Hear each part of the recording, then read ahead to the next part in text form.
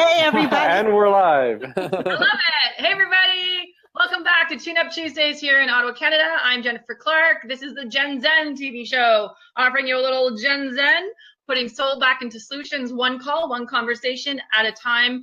My guest is Hay House author James McRae. He's a brand strategist, award-winning creative director, and author of Sht Your Ego Says. What a wonderful day to do some spring cleaning on the inside out. Welcome to the show, James. Thank you for showing up today.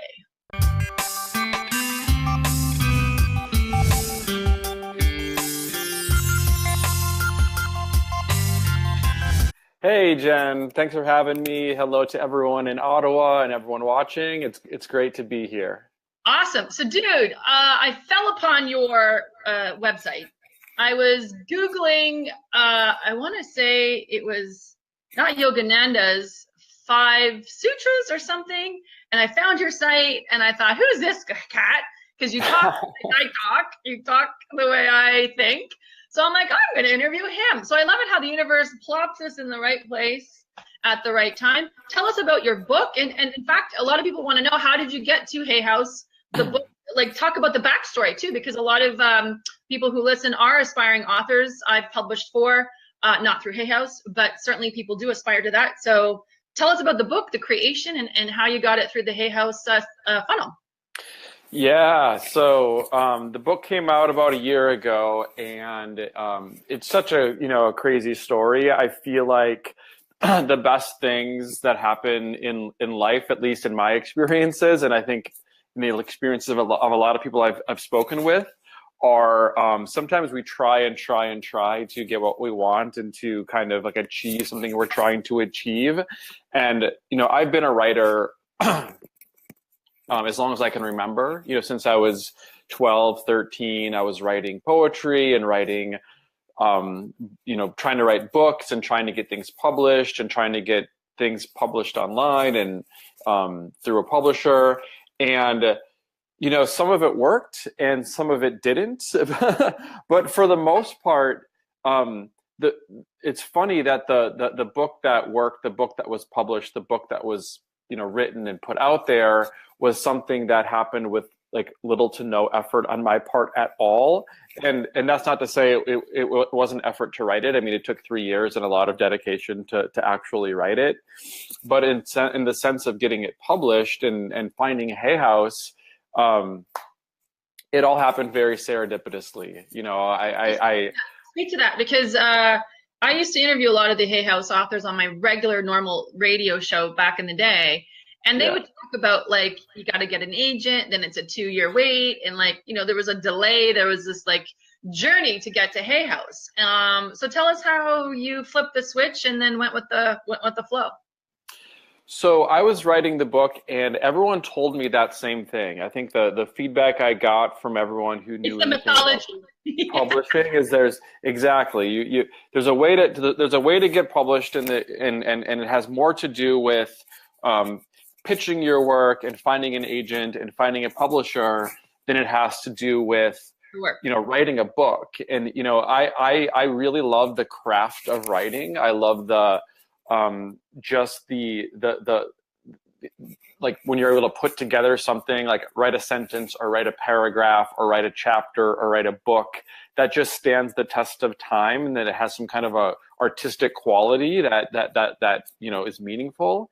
And everyone was telling me, find an agent, write a proposal, don't write the book yet because you shouldn't write the book until you've got approval from the gatekeepers to write it. And I just thought that's so counterintuitive to be trying to promote something and market something and gain attention for something that doesn't exist yet. Like, I care about writing a good book, and if it's not a good book, then it's not worth promoting anyway. Right. So I literally said, my job is to write the best book that I can possibly write. That's a hard enough job as it is. I'm going to leave it in the hands of the universe to get it out there. I'm giving an assignment to the universe to put this book out there because I'm busy writing the damn book, right? So that's what I did, and I was pretty, I was pretty stubborn with that. But I did put together a book proposal because, I needed to articulate what the book was about. And I only sent it to a few friends. And I didn't even realize it, but all this is working around me to actually get it out there. But I had a friend that was talking to Hay House in the UK, and he was pitching his own book. And it didn't work out, but he happened to have my proposal. He sent it to the UK Hay House office without telling me. They loved it. They sent it to Hay House New York. And I remember I was having kind of a hard day, and I get an email out of nowhere from Hay House saying they wanted me to come into their offices to meet with them. So, the only takeaway from that for me in terms of what that means for others who are trying to get published is focus on doing good work. And if the book proposal wasn't good, if the book itself wasn't good, none of that would have worked. So instead of trying too hard to worry about getting your work out there, my advice to everyone, no matter what they're doing, is to have something really good and solid, in the first place. But you're the second North American that I've interviewed and I've seen have some final success in the sense of they've been doing the work locally and grassroots. You're the second person that I've heard that went to the UK, Hay House UK, to get to Hay House North America. So I'm actually taking that as a sign myself. So I'm going to file that in the back of my little thing. Tell us about the book, though, because, you're straight to the point. You don't mess around. That's the whole point of the book. And I really want to shoot the shift with you. So what is the basis of the book? How did it sort of it birth within you? And what do you want your reader to get a benefit from after reading it? Yeah. The book itself happened by accident as well.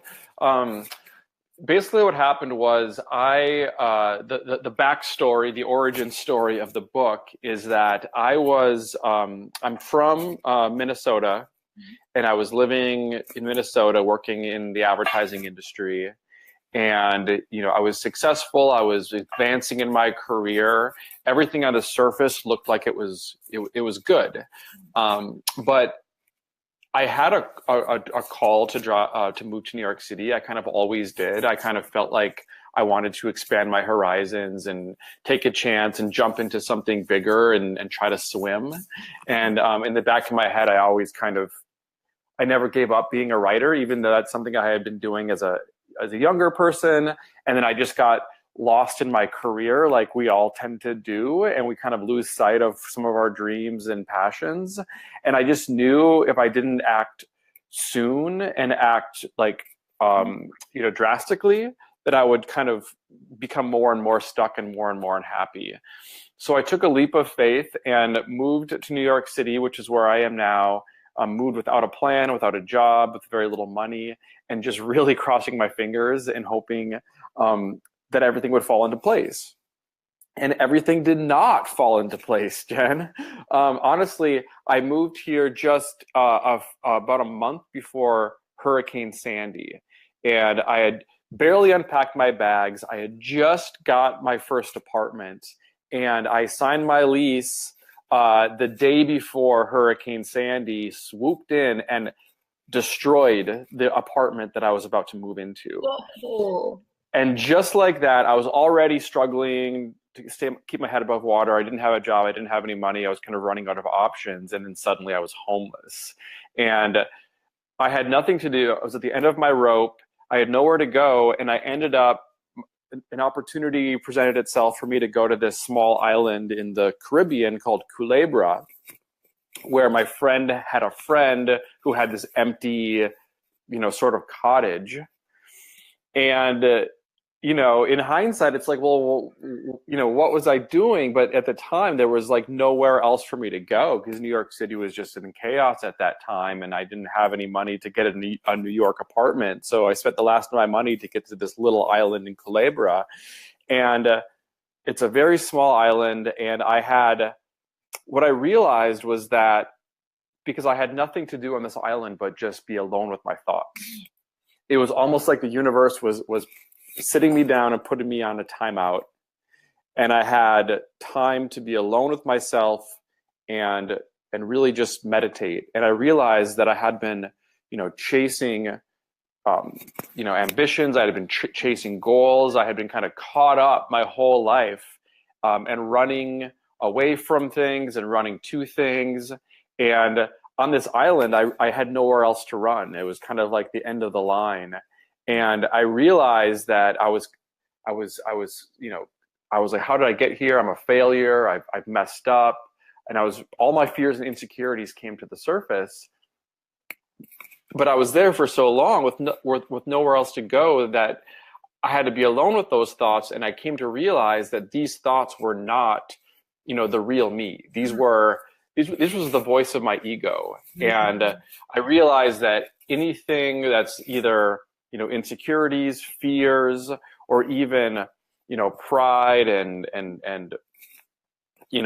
thinking you're, either thinking you're so great or thinking that you're terrible. This is just your ego kind of reacting to circumstances. And the more I sat with that, the more I realized that there was kind of a higher self, an intuition that I had, that we all have, that was beyond the voice of the ego. And, that voice, assured me that everything was okay and that everything was going to be okay, and that the island was actually a blessing and that I was there for a reason. And that's basically how my book starts. Right. So can you tell us a bit about, without giving the sort of the story away, people are listening, people are really understanding what you're saying. Lucky you, it takes a tornado for you to get to the Caribbean. Yeah. Next time, ask for a lotto winning or something to get you there. But what are some of the things that you've learned in the book, the strategies? You use simple strategies to overthrow your ego. Give me some of that for the people who are listening and people who really want to tap in and become the hero of their own story. Mm-hmm. Yeah, I get the main thing to learn, and the main thing that I learned is, if there was one kind of lesson, is don't believe everything you think. So I think we tend to, everyone, and myself included even now, we tend to, as soon as a thought pops into our heads, whatever it is, we take for granted that thought is truth, or that thought is meaningful. So as soon as a negative thought comes into our heads, it's like, oh, I messed up here. Things aren't going my way. That person did something I didn't like. Exactly. It's mental clutter, it's mental chatter. And our immediate reaction is to grab onto that thought, take it seriously, and kind of react to that thought. And I didn't realize at the time that, we are not everything that we think. We are what I make an analogy to the ocean. So we have all of these thoughts and all of these insecurities and worries and anxieties. These are like waves and ripples on the ocean surface, right? So we are not the waves themselves. We are the ocean of consciousness beneath the waves. So the ultimate message is reassociating yourself from being the waves, from being the thoughts, to being the consciousness, to being the ocean, and really stepping back and being the observer of your thoughts. Since then I've got very into meditation, and what every meditation teacher I've ever had has said is to be the observer of your thoughts, not to identify with your thoughts. And the more you do that, the more you can see that all of this mental activity is noise that can actually distract us from our own intuition. Yeah. So can you explain? I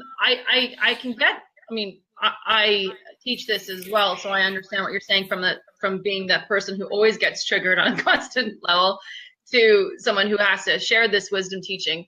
The part that I and others get stuck on, the negative stuff you can understand. Oh, you're stupid, you're fat, you're this. Okay, that's noise. You can understand that as noise. The tricky part where the spiritual mastery comes in is like, oh, you're great, Jennifer, everyone loves you. you know, where you're actually going on the opposite ego, like, you know what I mean, like the arrogant side, or the side that's a little puffy and, you know, full of herself. The good stuff you want to hear, the good stuff you want to believe.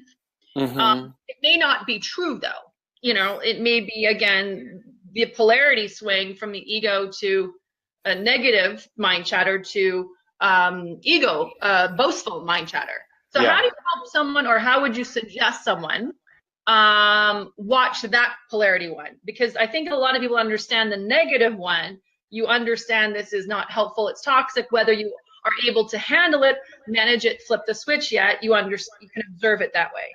The part that's really tricky is the one that's the happy thoughts. Yeah, you're right. It's super attractive to get caught up in our own, you know, to drink our own Kool-Aid to a degree, right. and think, oh well, and I think part of that is even the idea of spiritual bypassing, where negative things are happening in your life, or you might be I think it's very important to look at the feedback you're getting from others. I think the world is our mirror, and the people around us are our mirror. So I think it's one thing it's easy to do is to maybe you get a negative reflection back from the world in some way. Maybe your friends or your family or your coworkers, you're not doing something so right, and they kind of feel it, and they might be giving you a little bit of a negative feedback. I think it's one thing that a trap that spiritual people tend to get into is they say, oh, that's their problem. You know, I'm going to be spiritual me, and I'm going to be proud, and I know that I am, you know, on, you know, a higher path. Yeah. And I'm going to ignore the feedback I'm getting from others and just kind of live my life. And that's super dangerous, because we need to pay attention and take into consideration the feedback we're getting from others. And yes, there are people in the world who are, you know, inherently looking to undermine people. Those people exist, and it's important to kind of sniff them out from the crowd. But if it's important to have people in your life that you trust and that can hold you accountable.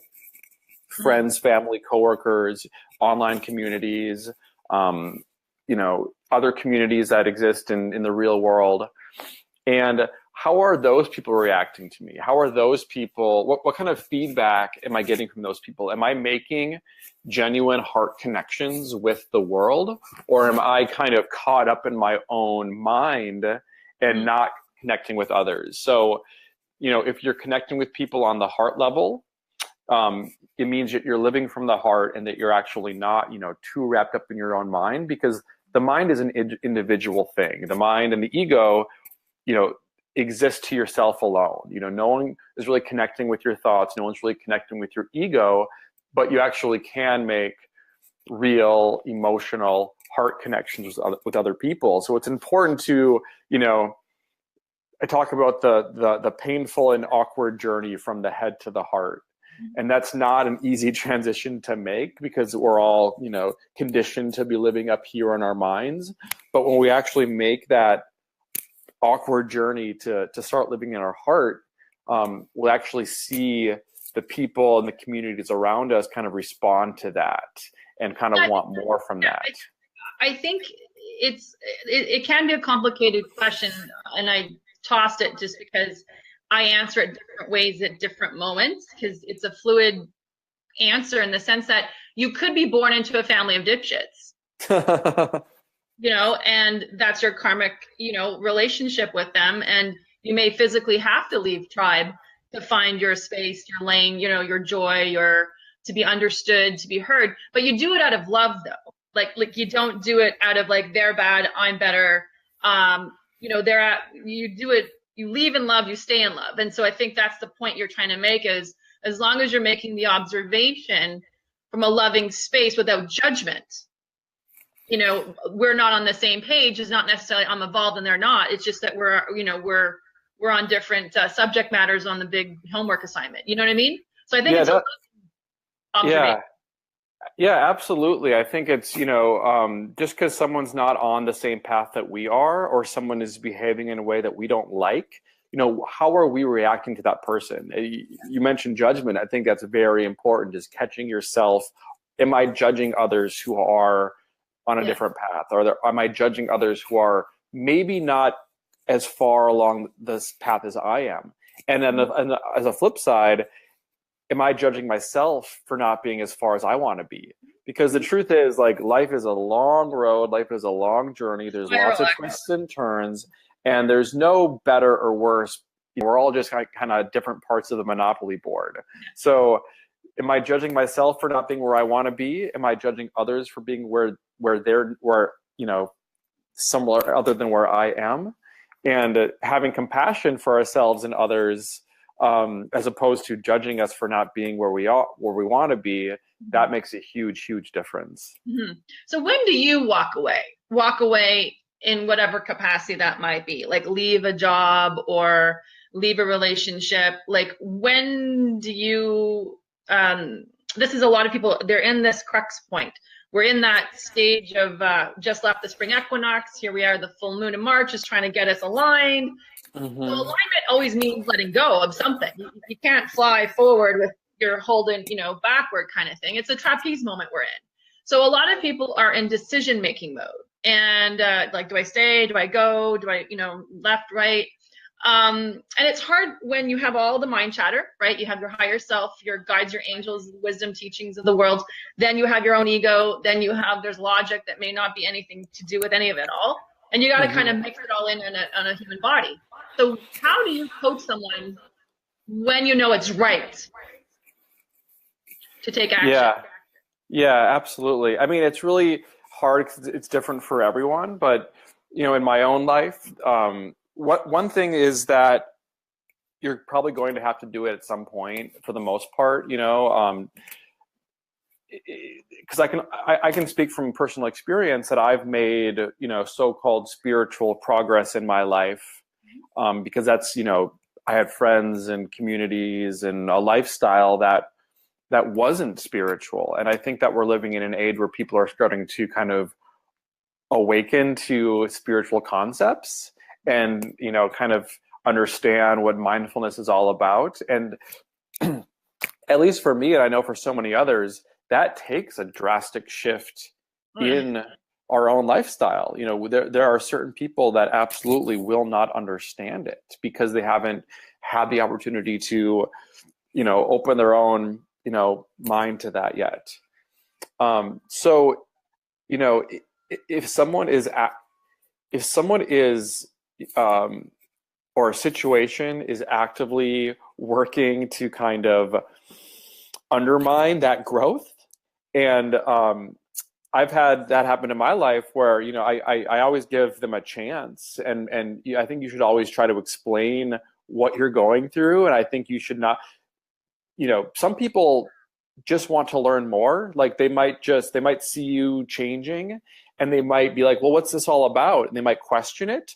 But in reality, they're just wanting to learn more and they don't have the tools to ask in a more well-articulated way. So I think it's very important to give people a chance and, try to explain, this is what I'm going through. This is what I've learned. This is how I'm growing. Yeah. And life is bigger and more exciting and more expansive than I ever imagined. And not preaching in any sense, but at least explaining your journey and giving them a chance to learn. And if you do that and they still have no interest in hearing what you have to say and have no interest in your own, or can't be at least appreciative and happy for you for the progress you have made, it might be time to, not in some kind of reactionary ego way saying, get out of my life, but allowing them to kind of fade away. Because when we change and like we fully change, I think that the things that no longer align with us and no longer vibrate with us will kind of naturally fade away. So I don't think you ever really need to forcefully slam the door in anger, although in extreme cases you might. That hasn't been my experiences. I can't speak to the extreme situations where you need to run for it, because I'm sure those situations exist. But for me, I think the more fully and solidly you step into your new life, the more those people that don't understand will tend to kind of fade away. So on that note, I've been talking a lot. So as a life path guide who's strongly intuitive, like the number one question I get, love, love, love, like, you know, when is it going to happen? And I look at them as a wisdom teacher and I said, when are you going to happen? Like, it's all about you. Don't ask about he or she. It's not out, it's in. So when are you going to do the work? But a lot of people who are already in relationships are having a shakedown. So it's one thing to be the one you're waiting for and all that kind of stuff. I get that. There's a little bit of trickiness with people already in relationships where one is processing something, going through something, and the other isn't, right? And they're creating a little bit of a dance with each other. A lot of people are pulling triggers like quickly, you know, they're out, they're like I'm out, I'm done. A lot of people are staying too long when they know this person's never going to get it, whatever it is, and they're kind of just delaying the inevitable. So you're a man of a certain age, you've probably had relationships in your awakened state. How would you translate that to your book, Shit Your Ego Says, while you were sitting on your ass in the Caribbean watching Coca? Yeah, well, my next book is about relationships. So. Well, there we go.